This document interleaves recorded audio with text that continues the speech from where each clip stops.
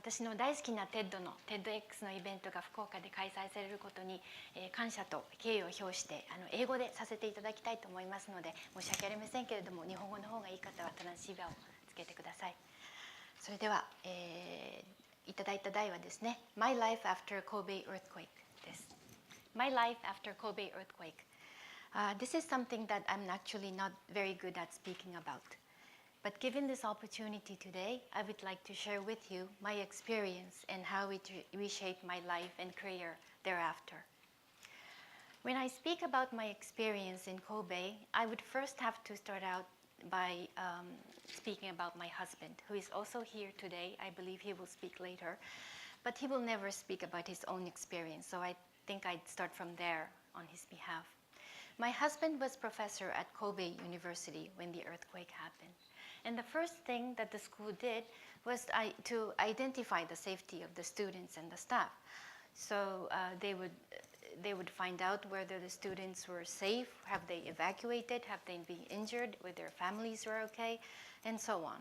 But after a few days, in order to search for the ones who were still missing, the teachers and the faculty staff would split into districts of the city, and they would be searching to the places where their street addresses were. And they would be holding stacks of photographs, enlarged photographs, photocopies of the student ID cards.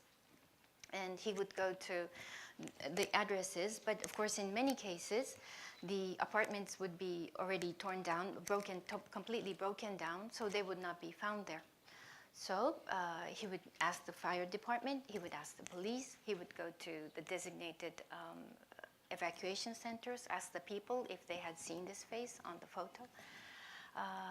But eventually, he would be guided to a designated area or building where the bodies had been carried into and rested. You know what I mean, right? And there, the bodies would be lined up and laid down, and they would have handkerchiefs and cloths covered on their faces. And he would uncover the faces, lift the cloths one by one to check if the faces would match the faces he had on the photo ID card. And unfortunately, the students he was looking for were found there, all of them. So what we did next was, this is where I joined, was that, excuse me, we went back to the remains of the apartment houses and tried to find some things, anything in memory, so that we can hand them to the families when they arrive. And we went to some of the apartment houses, and underneath the crashed roof and the ceiling and the wall and the kotatsu, we found textbooks and notebooks and so many things that probably these students must have been studying until the very moment of the earthquake. And when I was pulling out some of these notebooks with so much handwriting, they were studying English, they were studying chemistry, the moment I picked them up, the first emotion which struck me was anger. And I'm not trying to dramatize this at all, but I want to say this because I'm speaking in a university today, that these students, and some were international students, they came to Japan, they studied in Kobe University, and after 16 years, if they were alive today, can you please imagine the important roles that they would have been playing in any international business or law or politics or whatever. And they're all gone. 50 of them, 50 students and staff gone, just like that. So I think that was my starting point. Immediately after this, I returned to Tokyo. I decided to leave my job, which I had in Tokyo, and move back to Kobe permanently. I knew that I couldn't waste my time. I didn't know what I was supposed to do yet, but I had a sense that I had to be there and be part of a progress that was supposed to happen thereafter the earthquake.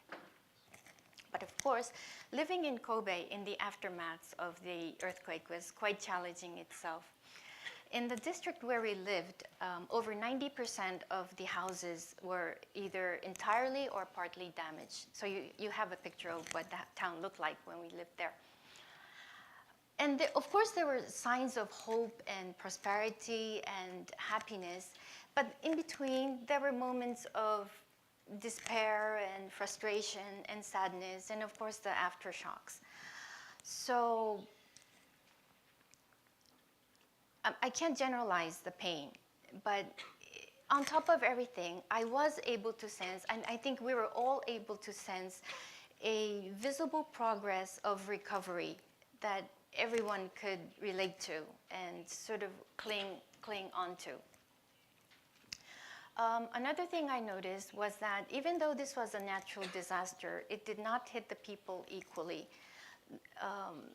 Some were more vulnerable than others. Some areas, some buildings, some people were damaged more severely than others, and some recovered faster than others.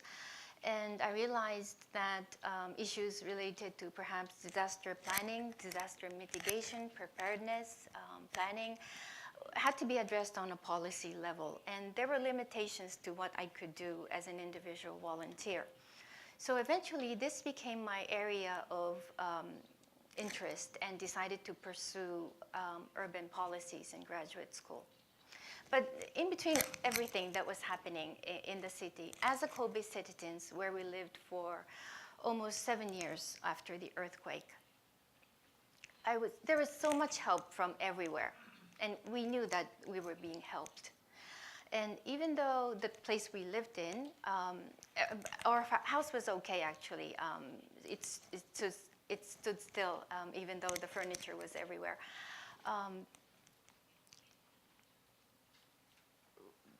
We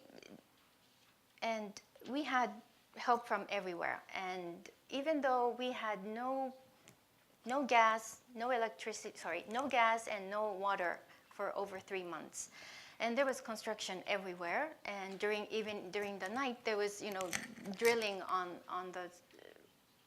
the streets, and it was quite noisy during the night too. But we knew that these people were coming from Kobe, from elsewhere, to help day and night so hard, so nobody complained. Nobody complained. I was so thankful for so many things that were given to me, and so much help that was extended to me. And in many cases, I had no clue where this help came from. Then I began to realize that, or began to think that, even though that I will probably not be able to thank each and every person that provided us help, that I would somehow be able to respond by helping others or helping other countries in need, especially in time of disasters.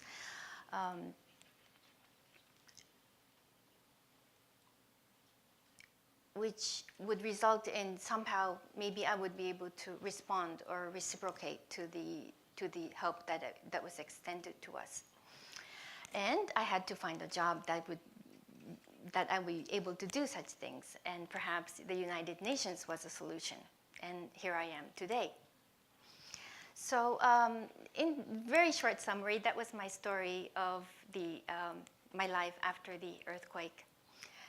16 years have passed, and I am very thankful today that I am involved in many projects that relate to disaster recovery, many man-made disasters, many natural disasters, which you will hear later from my colleague, Chloe. And I'm still in the process of reciprocating. So I don't want to look back yet and say, gee, I've come this far. No, I'm not here yet. But I'm very thankful today that I am in this world, and I am able to participate in such a meaningful event like this one, to be able to think and put our hearts and heads together to think about how we can rebuild better lives for the people affected by the Tohoku earthquake. This is something that I could never have done if I had not gone through the experience myself. Thank you very much for listening to my story. どうもありがとうございました。